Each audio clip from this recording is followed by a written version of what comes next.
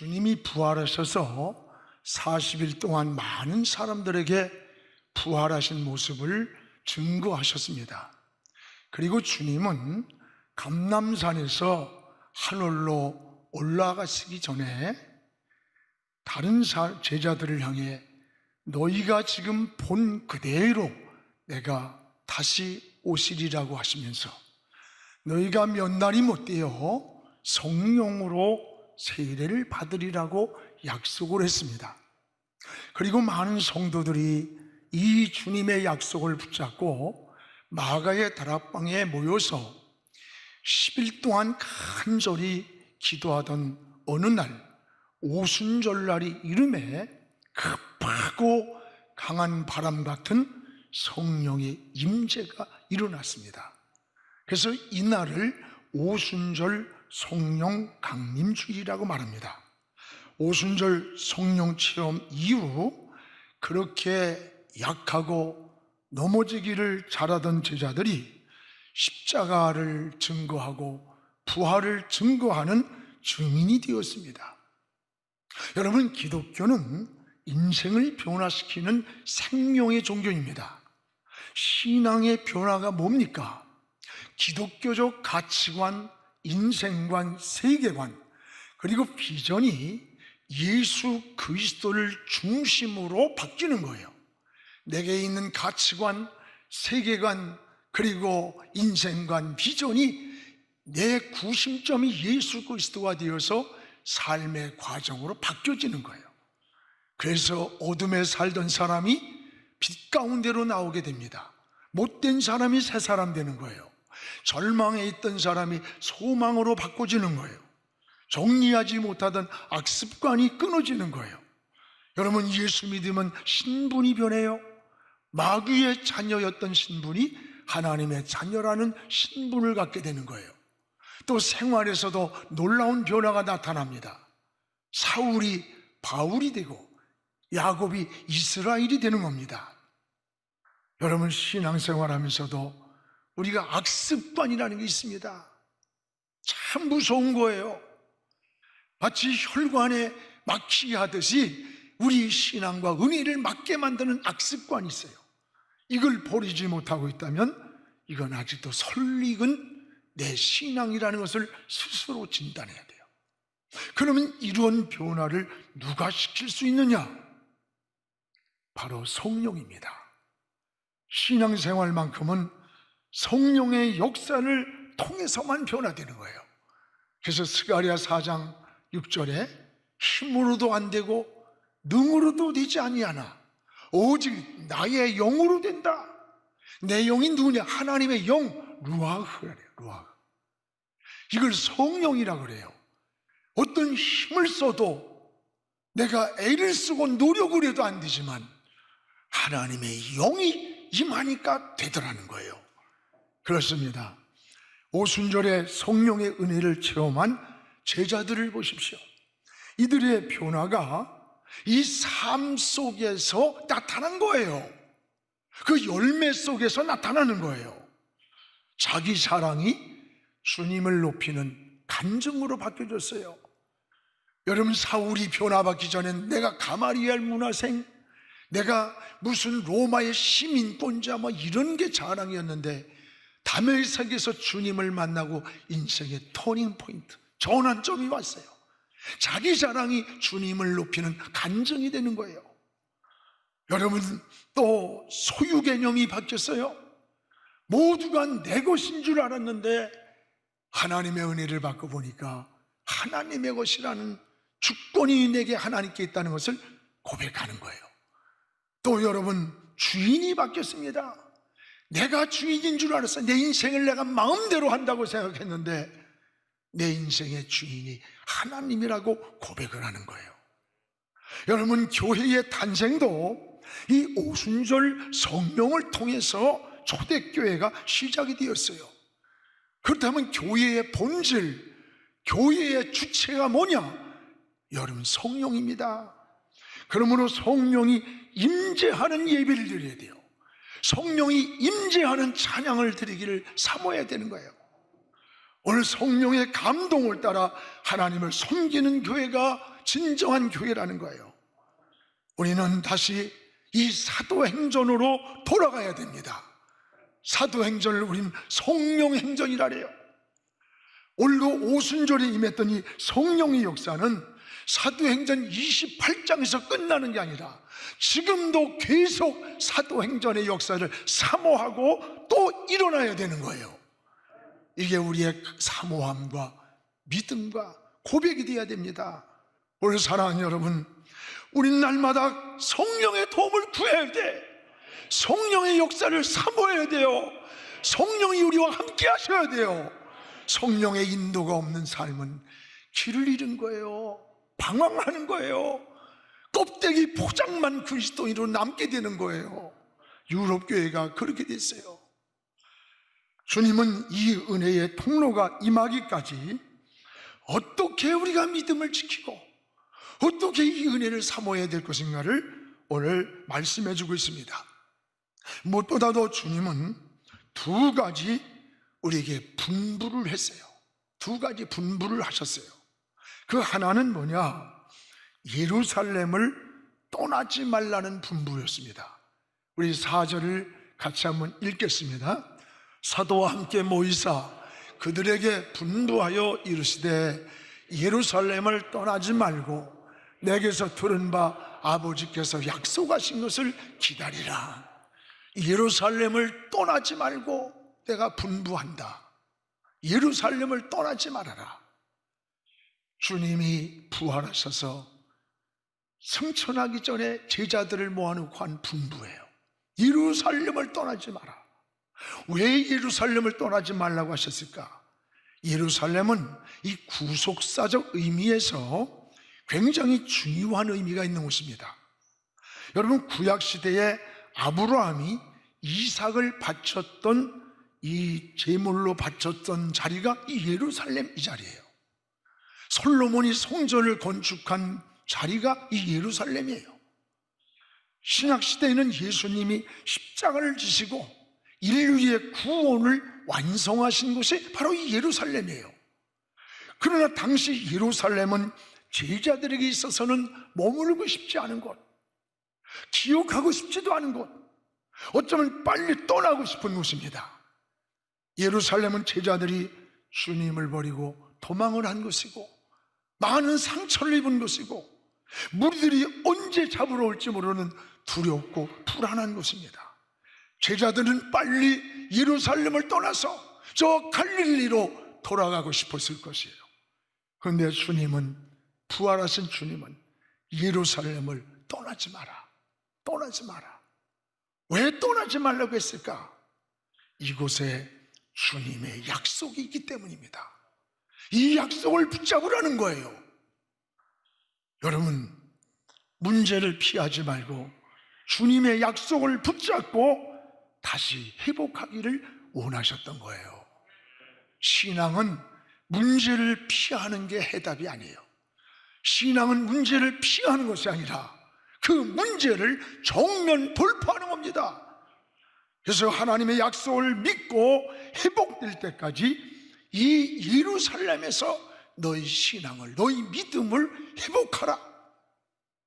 회복하라는 거예요. 주님은 이들의 실패한 자리, 낙심과 절망하는 자리, 상처받은 예루살렘을 떠나지 말고 그 자리에서 다시 일어나기를, 다시 회복하기를 원하셨어요. 이 말씀을 묵상하면서 지금 온 국민이 이 코로나로 인해서 너무 어려운 시간을 보내고 있습니다. 여러분, 신경이 막 예민해 있어요. 부부간에 조금 부딪히면 그냥 싸워요. 여러분, 지나가다 사람 빤히 쳐다보면 저 터져요. 모두가 막 신경도 예민하고 좌절과 절망과 이름 모를 분노로 우리 삶이 막 엉켜있는 때예요. 여러분, 지금 낙심의 자리에 여러분도 있는 분이 여기 있을 수 있습니다. 절망의 자리에 있는 분도 있을 것이고 미래의 희망이 보이지 않아서 지쳐있는 분도 이 자리에 있을 거예요. 그러나 그 자리가 포기의 자리가 되지 않기를 축복합니다. 오늘 주님의 약속을 붙잡고 일어서는 이런 신앙의 자리가 되기를 주의 이름으로 축원합니다. 또 하나는 주님의 약속을 기다리라는 거예요.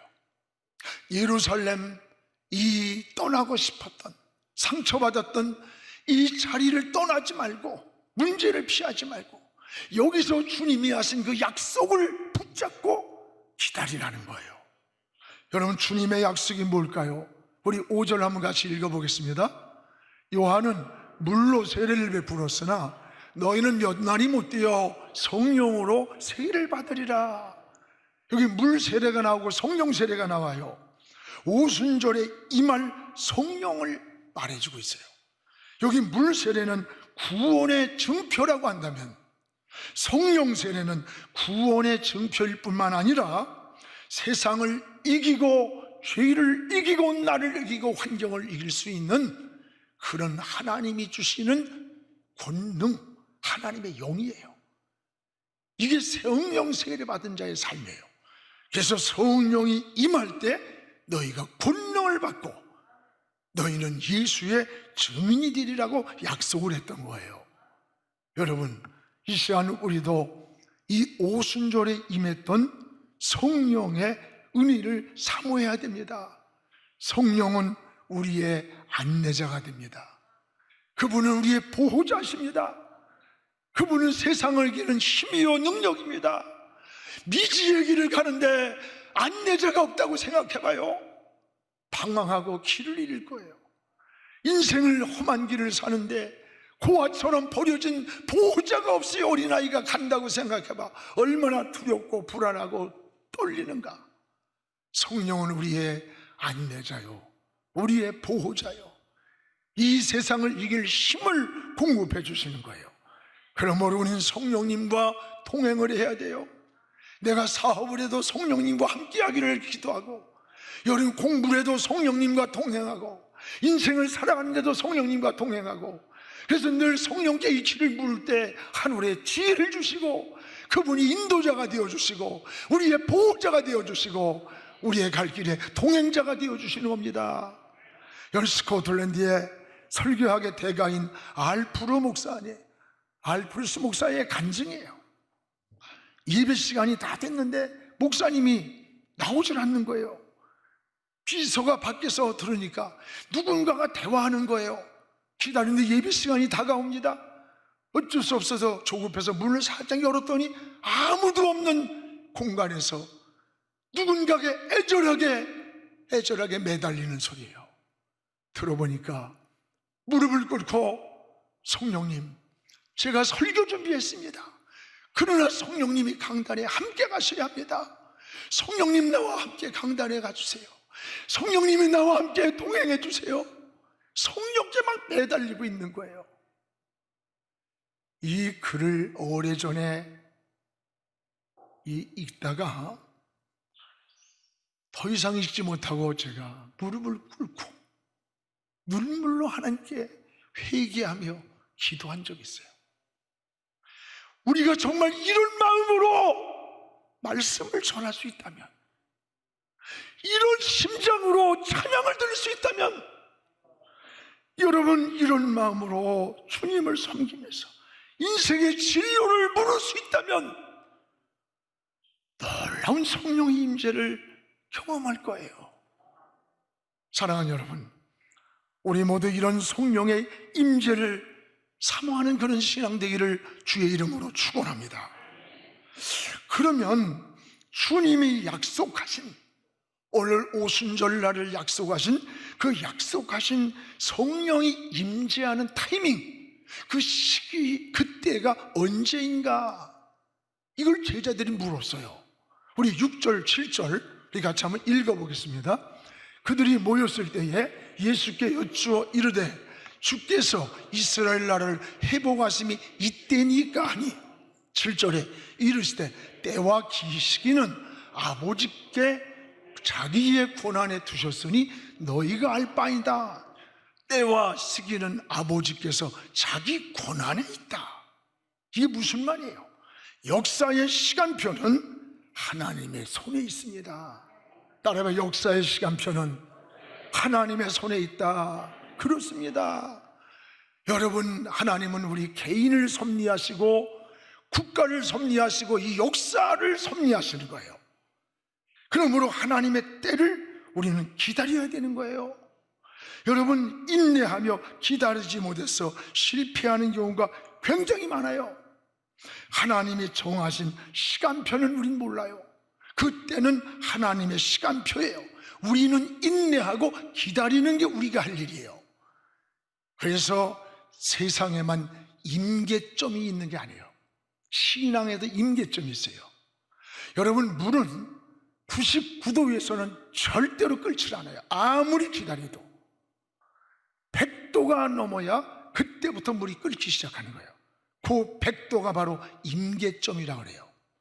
101번을 쳐야 깨지는 바위를 100번을 치고 안 깨진다고 포기하면 그 바위는 영원히 깰 수 없는 거예요. 우리 신앙에도 마찬가지입니다. 믿음에도 하나님이 원하시는 임계점이 있어요. 우리의 충성에도 하나님이 요구하는 임계점이 있고, 기도에도 하나님이 원하시는 임계점이 있는 겁니다. 그래서 우리는 하나님 앞에 여러분요, 구하는 거예요. 찾는 거예요. 열릴 때까지 두드리는 거예요. 그 열리는 시간이 언제인지는 아무도 몰라요. 하나님만이 아는 시간이에요. 우리는 하나님의 약속을 믿고 하나님의 역사의 시간을 기다리는 거예요. 서구 문명에서 유명한 작품 중에 오디세이라는 작품이 있습니다.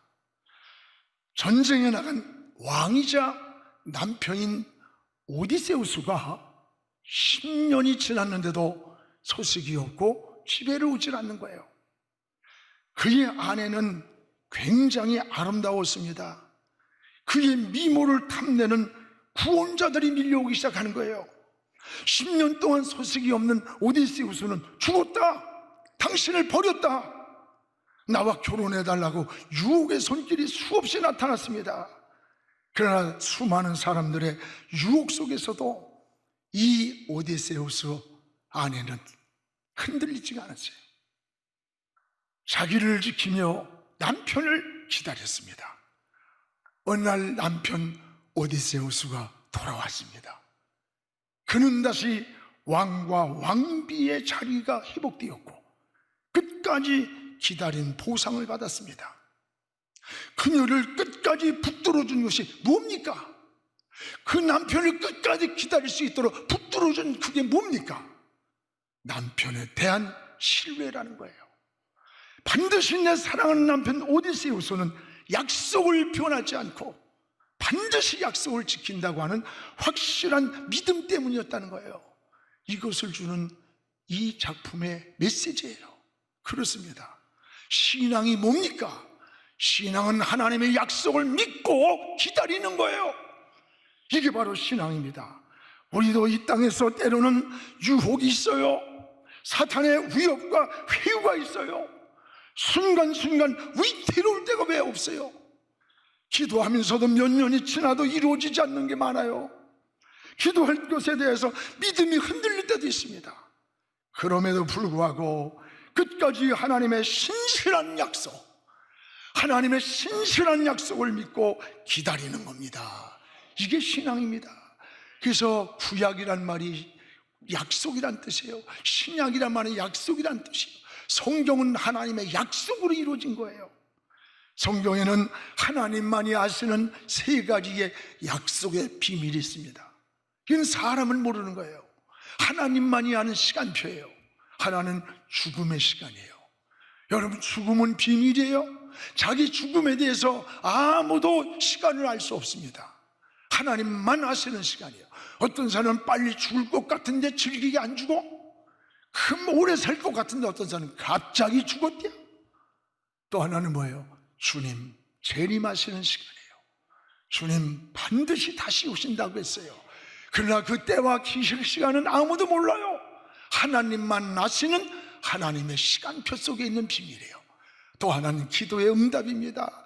여러분, 우리가 기도할 때 뭐 기도가 잘 되고 감동이 오면 하나님이 오늘 내 기도 응답했다고 말해요. 또 어떤 데는 너무 피곤하고 몸이 지치고 삶이 복잡해요. 주여 주여 하다가 그냥 지나갈 때 하나님은 내 기도를 안 들었을 거야 이렇게 생각해요. 그건 여러분의 기분이고 환경이고 조건이지, 하나님은 그런 모든 환경과 조건을 뛰어넘어서 하나님의 시간표가 되면, 하나님의 때가 되면 여러분의 기도를 시간과 공간을 초월해, 기분과 환경을 초월해 하나님이 우리에게 응답한다는 것을 깨닫기를 주의 이름으로 축복을 합니다. 사랑하는 여러분이요, 그러므로 무엇이 빨리 이루어지지 않는다고 낙심하지 말고 하나님의 시간을, 하나님의 때를 기다리는 여러분, 그런 신앙 되기를 축복합니다. 기도하다가 포기하지 마세요. 무엇을 향해, 목표를 향해 정하다가 포기하지 마세요. 끝까지 하나님을 바라보고 달려가는 우리 모두가 되기를 주의 이름으로 축복을 합니다. 또한 이 약속한 성령이 임할 때 우리가 예수의 증인이 되는 거예요. 8절입니다. 우리 같이 읽겠습니다. 오직 성령이 너희에게 임하시면 너희가 권능을 받고 예루살렘과 온 유다와 사마리아와 땅끝까지 이르러 내 증인이 되리라 하시니라. 증인은 현장의 목격자를 말해, 목격자. 여러분, 법정에서 증인은 굉장히 중요한 거예요. 제가 아는 분이 증인을 잘못 세워가지고 억울한 법정에서 여러분 누명을 쓰고 오히려 유죄 판결을 받았어요. 상대방의 휘우와 협박을 이기지 못하고 증인을 세운 사람이 돈을 받고 고지증언을 한 거예요. 이 일로 재판에서 지게 되었고 오히려 죄인의 신분이 되어버렸어요. 여러분, 성경에서 이 증인이란 말을 말투수라래요. 이 뜻은 순교자는 의미가 있어요. 목격한 것을 내가 말할 수 있는 증인이 되려면 목숨을 내걸고 그 말을 해야 된다는 거예요. 그래서 순교라는 그런 뜻이 있어요. 당시에 예수님의 은혜 받은 제자들이 나 예수님이 십자가에 죽으시는 걸 내가 봤어, 나는 그가 살아나신 부활을 목격했어, 이 말을 할 때 제사장들이, 유대인들이 그들을 잡아가지고 감옥에 집어넣고 협박을 하면서 죽이겠다는 거예요. 너 십자가에 살았다, 죽었다, 부활했다, 이 말을 하면 그냥 안 두겠다. 이 무서운 위협과 협박 속에서도 뭘 했어요? 나는 목격자다, 나는 목격자다. 그래서 이 증인이란 말뜻이란 말이 순교란 뜻이에요. 여러분, 언제 환난과 핍박과 죽임이 올지라도 나는 주님이 십자가의 부활을 목격했다 라고 말할 수 있는 증인, 이 담력이 어디서 오느냐? 성령을 통해서 권능이 임할 때라는 거예요. 그래서 이 권능이란 말은 하나님께로부터 오는 인격적인 힘, 또 초월적인 힘을 권능이라네요. 하나님의 능력이 사람을 통해서 나타나는 것을 말하는 거예요. 성경에는 이 권능이 성령을 통해 나타나는 역사를 많이 나타나요. 이 권능이 나타날 때 귀신이 떠나가고 병마가 떠나갔습니다. 약한 사람이 담대해지는 거예요. 제자들이 죄와 싸워서 승리했어요. 하나님이 부어주신 성령의 임재, 하나님의 권능이었습니다. 사랑하는 성도 여러분, 성도의 사명은 성령 받아서 예수님의 증인으로 살아가는 게 성도의 사명입니다. 성령 충만했던 초대교회 성도들은 재산을 빼앗겼습니다. 집을 뺏겼습니다. 순교를 당하면서도 우리는 십자가와 부활의 증인이라고 고백했던 거예요. 여러분, 이게 자기 힘이 아니에요.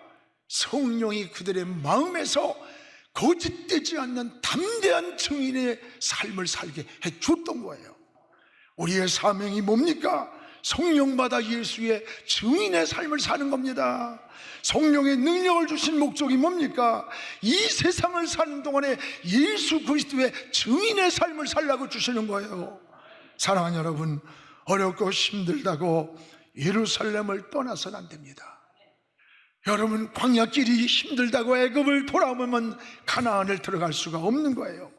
우리는 하나님의 약속을 붙잡고 성령의 능력을 사모하며 의지하며 예수의 증인이 되기를 기도해야 되는 거예요. 오직 성령이 너에게 임하시면 권능을 받고 예루살렘과 유다와 사마리아까지 내 증인 되리라. 여러분, 여기 예루살렘은 가장 가까운 곳, 바로 우리 가정, 이웃, 우리 주변이라면, 유대는 민족의 복음하고 사마리아 땅끝은 세계의 선교일 것입니다. 성령이 너에게 임하면 그 권능을 받아서 너희 가정이나 너희 이웃이나 민족이나 세계를 향해서 나를 전하는 증인 될 것이라 하세요. 이 약속의 능력을 가지고 주님 오시는 그날까지 우리 영안교회가 이 역사의 사명을 감당하는 성령에 사로잡힌 우리 교회가 되기를 주의 이름으로 축원합니다. 기도하겠습니다.